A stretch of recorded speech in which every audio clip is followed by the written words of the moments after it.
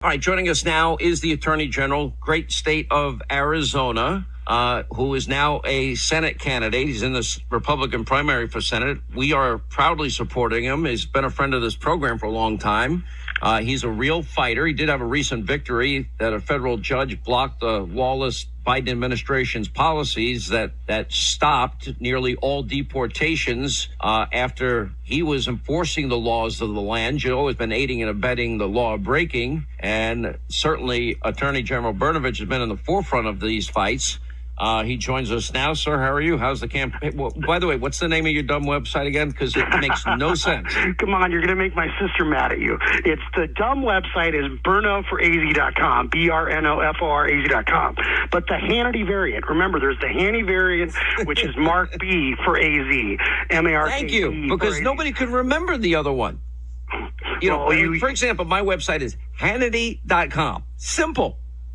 I told you, Sean, I'm good. I'm a good lawyer. I've argued at the Supreme Court. Brnovich doesn't flow off the tongue like Hannity. I know. We didn't have enough.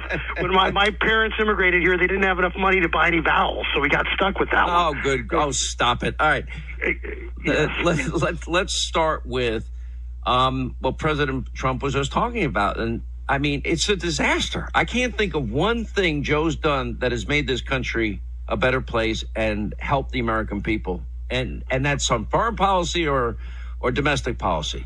Well, you know, Sean, that the far left is attempting to concentrate as much power in Washington, D.C., and whether it's socializing the economy, nationalizing the election, or undermining our border security and, quite frankly, energy independence. They are doing everything they can to turn us into a backward, socialistic, communist country.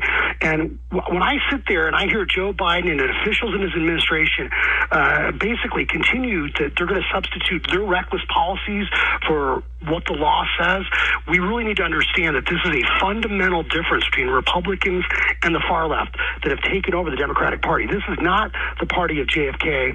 And while gas prices and grocery prices are really astronomical, the most I've ever paid in my lifetime, the cost of the border catastrophe is going to be off the charts, and it's going to be something that lasts for longer than one news cycle because the cartels and the gangs have seized operational control of the southern border. And you and I have talked about this, Sean. There is a record amount of fentanyl and methamphetamine flowing into this country. And it's killing, 300 kids on average a week. That's how bad it is. They're even putting fentanyl. I don't know if you've been following this. They're making fake pain pills, and they're putting them in that. They're putting them in fake Xanax pills. It obviously is in cocaine and heroin and painkillers like Percocet, OxyContin, Vicodin, you name it. Now they're putting it in weed. And kids are now ODing that way. You saw these kids from West Point, they're on spring break and whatever they took, they nearly died. They were saved by Narcan, but barely. Yeah, and the West Point kids, they're in our thoughts and prayers, and it just shows you how this can affect anyone or anyone anywhere. I mean, literally, you have West Point cadets, and it's not only that the drugs were, cut or contaminated with fentanyl or dangerous levels of fentanyl. 2 milligrams of fentanyl can be fatal. And you explain what the size of that is. If you take the size of a grain of salt and you take 2 grains of salt, but it's fentanyl, 3 grains, it could kill a 250-pound man. Absolutely. And that's why someone was trying to resuscitate. Someone was doing mouth-to-mouth resuscitation and ended up ODing. Or, he didn't die, but he ended up overdosing on just that small amount. So we are talking about something that literally is so fatal and so dangerous that when I talk about last year in Arizona, we seized 9 million illegal fentanyl pills. I mean, that's enough to kill the entire population of the state. And I know as a prosecutor, from a gang prosecutor, that this stuff's not staying in Arizona, Sean. This is coming to a neighborhood near you, from Manhattan, New York, to Manhattan, Kansas, to Manhattan Beach. This is going to undermine our quality of life and destroy our communities. And so you have the Biden administration with this systematic assault on our public safety, with, not back in the blue, the fact that there's a lot of people's kids, nieces, nephews, sons, daughters are going to die as a result of these policies.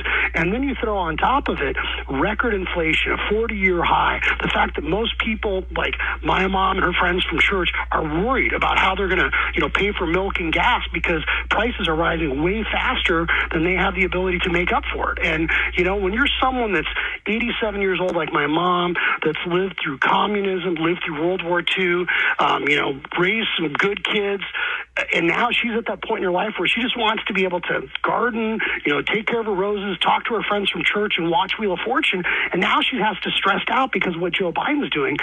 To me, it's unconscionable.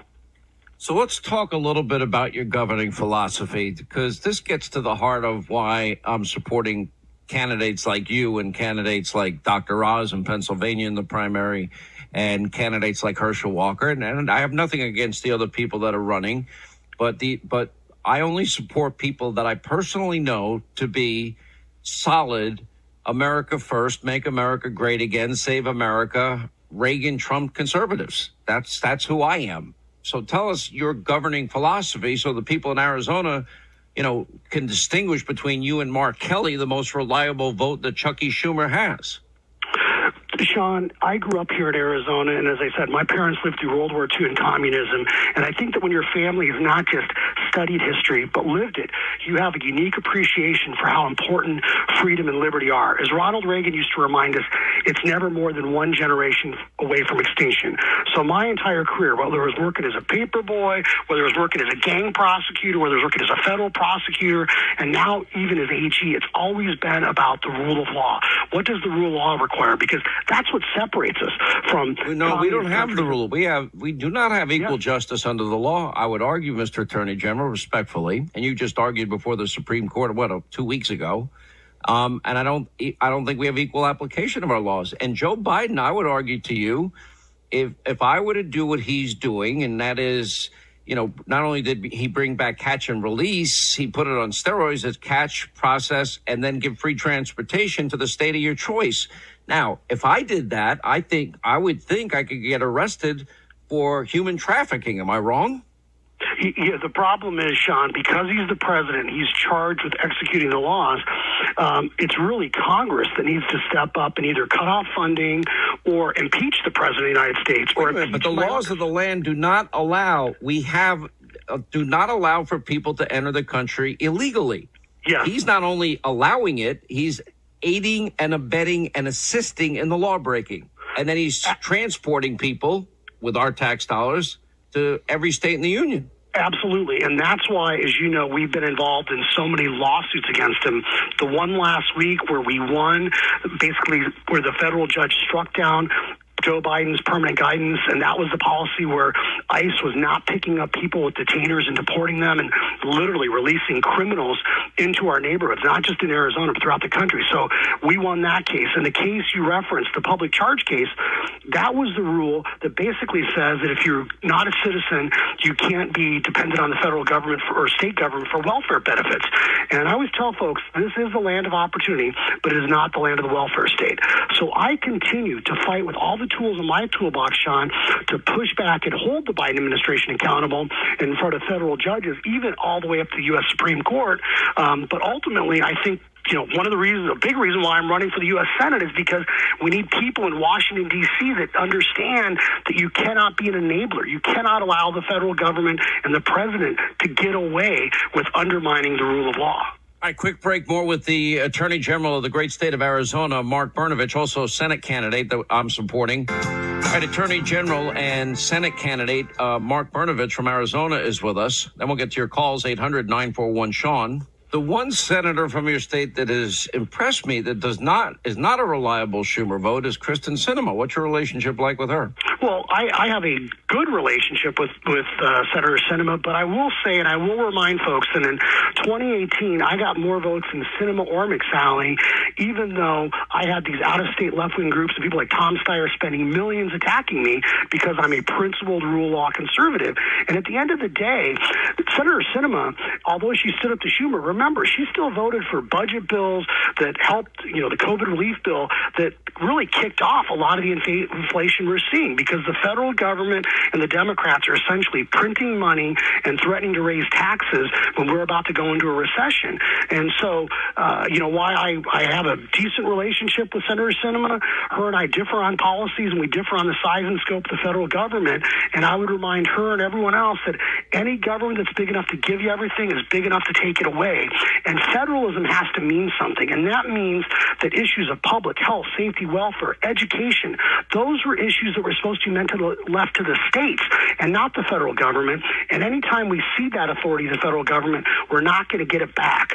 So we need people in Washington, D.C. that understand federalism and understand that as government gets bigger, it becomes bloated, inefficient, and as the framers worried, it becomes oppressive. All right, Attorney General Mark Brnovich running for Senate. With our support in Arizona. Attorney General, thank you, sir, for being with us. We will always love having you. Thank you for being here. 800-941-SEAN if you want to be a part of the program. We'll get to